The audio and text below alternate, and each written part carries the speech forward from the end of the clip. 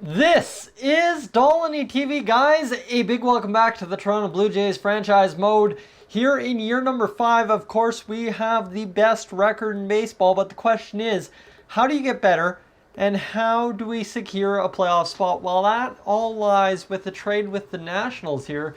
You see, on our end, we're shipping out Reese McGuire and Luke Maile, the old contingent of what was the best players on our team at the catcher position. But the problem is, Reese McGuire, 5 homers, 28 RBIs, a .174 batting average. We need somebody who's going to hit the ball a little bit more often than a .174. And Aramis Garcia, you'll see his stats here, 265, 10 homers, 33 RBIs, like almost a Russell Martin type player, right? So that's what we're looking for in him. And to make this trade work, we need to bring on the contract of JT Realmuto. So Realmuto, there's your contract for Garcia. Realmuto, only 1 year left, and I mean, he is a C potential. He's in the minors right now, but we'll offer the trade and acquire them. There you go. So that's the trade we needed to make. Now you see Aramis Garcia in there. We'll get him into the lineup every day and hopefully get him going on winning some ball games with the Toronto Blue Jays, that is for sure. So Aramis Garcia in there to hopefully make a difference for us. His contact versus left is a lot better than his contact versus right, and you see that is why we have him up in the 8 hole against lefties. So let's go against Boston. Now this is a big series to end the month. 4 games to decide pretty much where we're going to finish in the division race. We're 2 games ahead of the Red Sox, but we're a game ahead of them, if you know what I mean. It's a very difficult situation right now with the Red Sox, so we're going to go get through this series and get up to the Oakland series and see what we can do. 10-4 win right out of the gate, that's huge. And the Cardinals want to offer us trade as Paul Dejong for Marcus Stroman. Paul Dejong and Brett Cecil. Well, Brett Cecil only a 79 overall. Paul Dejong is an absolute mammoth shortstop for them, hitting 32 jacks. Problem is, we don't need someone who hits 32 jacks. We have our Carlos Correa, and he is a monster in himself. So against Boston, a 5-6 loss, and then we get a 13-7 victory and a 13-2 victory. We absolutely annihilated Boston. In waiver trades, let's see what we have for waiver trades available in terms of transactions, pending transactions. Who's on here? Robert Zelsman, Carlos Asuaje, Koda Glover. There are a couple good options on the trade wires here, and maybe we'll put in a claim for Koda Glover, see if we can get him onto the team at all, because you see Rico Encarnacion doing his thing in 1 2/3 innings pitched. But we're going to get him into the rotation now. That's kind of why I brought him up at the end of last episode, is to see if he can make a difference. Sean Reed Foley, 467, has a lot of wins, but I like Joe Biagini in the rotation a little bit more, so we're going to see what Rico Encarnacion can do. Even though he has pitched 5 2/3 inning, he has a .18 whip, so that's a not bad number at all. And you see Stroman, Paxton coming on, Erasmo Ramirez, everybody else still in the 4s, so we got to hope that Rico Encarnacion can help us out a little bit. Let's go game 1 and game number 2, which is a Rico Encarnacion game.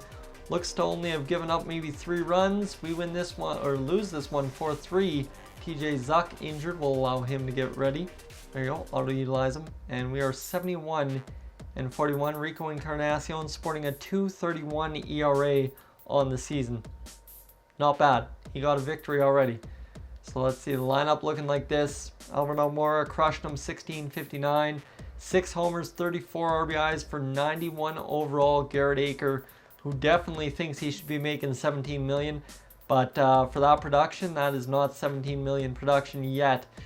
Like 7 home runs, this is the highest in his career. 46 RBIs, highest career there, and 21 stolen bases this year. So he's been better. He's been all right. Kris Bryant, 21 homers, 84 RBIs, 20 homers, 82 RBIs for Carlos Correa, 19 homers, 78 RBIs for Rowdy Tellez, and 20-64 for Vladimir Guerrero Jr., 742 and 1542 for Dwight Smith Jr. And there you go, Aramis Garcia coming in and making a big time impact for us. Now up to 13 homers, 41 RBIs, a 284 batting average.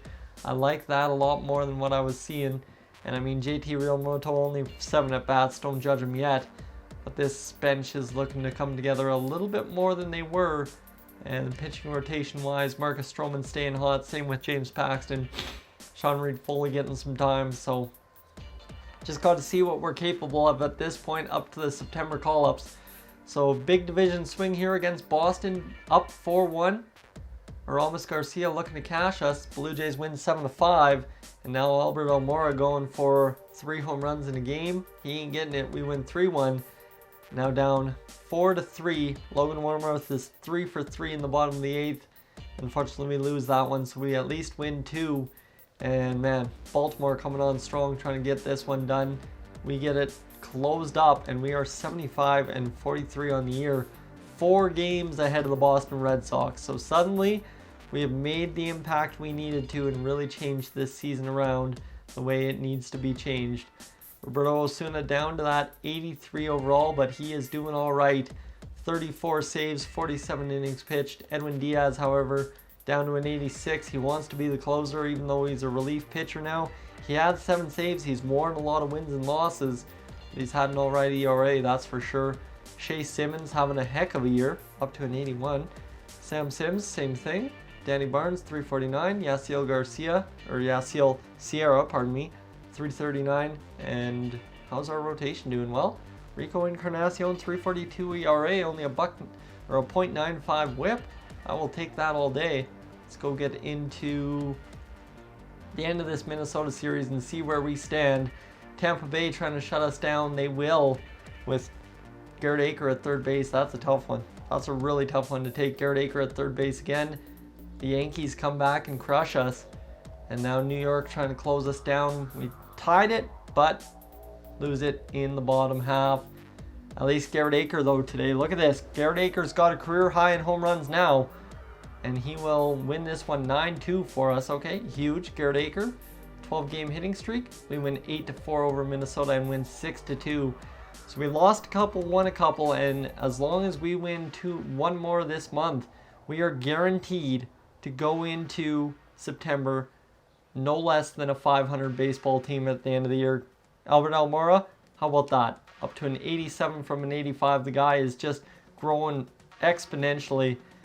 22 homers, 75 RBIs, 7 homers, 42 for Garrett Acker, 25.98 for Kris Bryant, 22.90 and a 3.48 batting average for Carlos Correa, 20.82 for Rowdy Tellez, 22.71 for Vladimir Guerrero, and look at this. This is just insane numbers all across the board. Absolutely love this team, guys. Absolutely love it. This team coming together exactly how they need to down the stretch. James Paxton now down to a 3.94 ERA. Rico Encarnacion, I don't think you can ask for much more out of him.